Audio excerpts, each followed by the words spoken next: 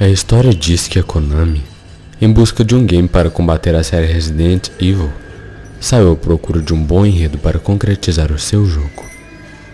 Centenas de enredos chegaram ao escritório da produtora, porém, nenhum agradou ao produtor Keishiro Toyama, que na sua ânsia de derrotar a série da Capcom, iniciou uma saga pesquisando histórias de terror do mundo todo. Terminou por encontrar uma lenda de uma cidade dos Estados Unidos, chamada Centralia.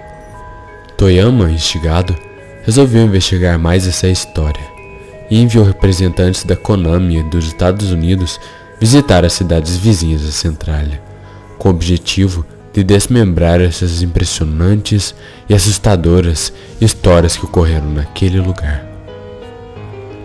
A investigação rendeu muitos frutos, entre eles um diário comprado pela bagatela de $10 mil de um dos moradores do distrito de Ashland.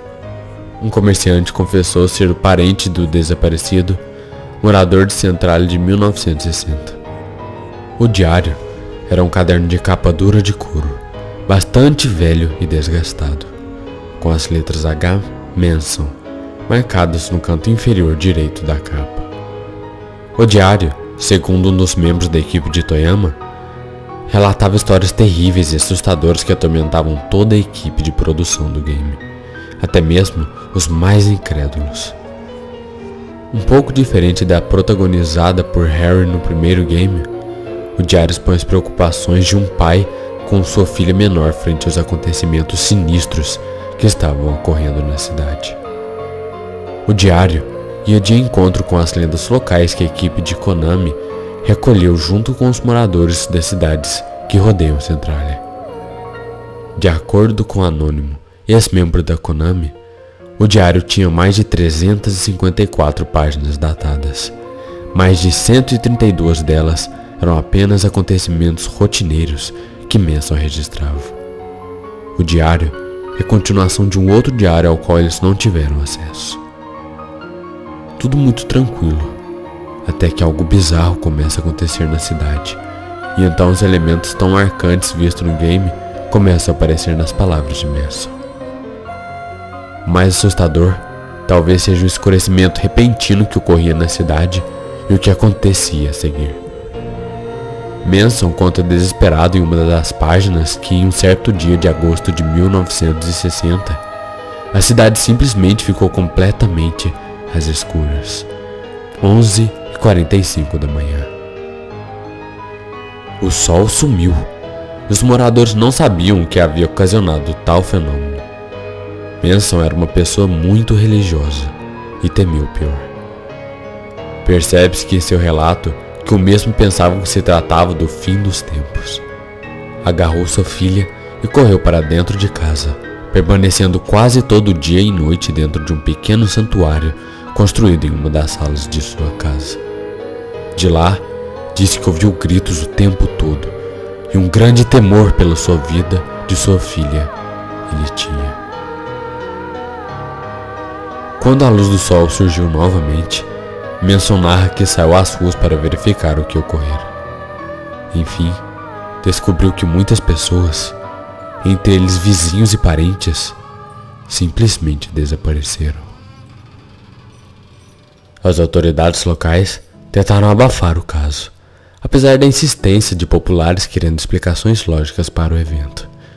Depois disso, tal fenômeno começou a ocorrer com certa frequência, sendo que Manson sempre tomava as mesmas medidas. Ao início do escurecer, resgatava sua filha menor e corria para dentro do pequeno santuário, ficando lá até a luz do sol brilhar ao lado de fora. Manson fala dias após o início desses eventos que irá se mudar, que não suporta mais aquilo e que as pessoas estão desesperadas e o número de desaparecidos estava crescendo, enquanto as autoridades lutam para que a história seja restringida ao olhar do público da Pensilvânia. Manson suspeita de magia negra, conspira contra o xerife, contra o prefeito e todos que desconfiam.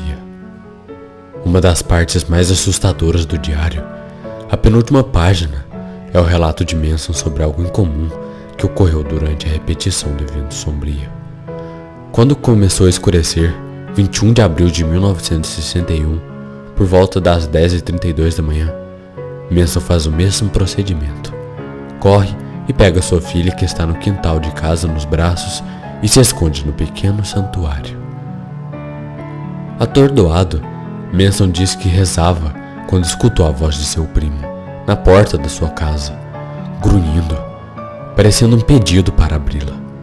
Seu primo havia desaparecido em um desses macabros acontecimentos meses atrás, e Manson fica na dúvida se abre ou não a porta. Resolve então espiar pelo vão da porta do santuário. A sua porta parece receber golpes do tal primo, tamanho era o tremor que apresentava.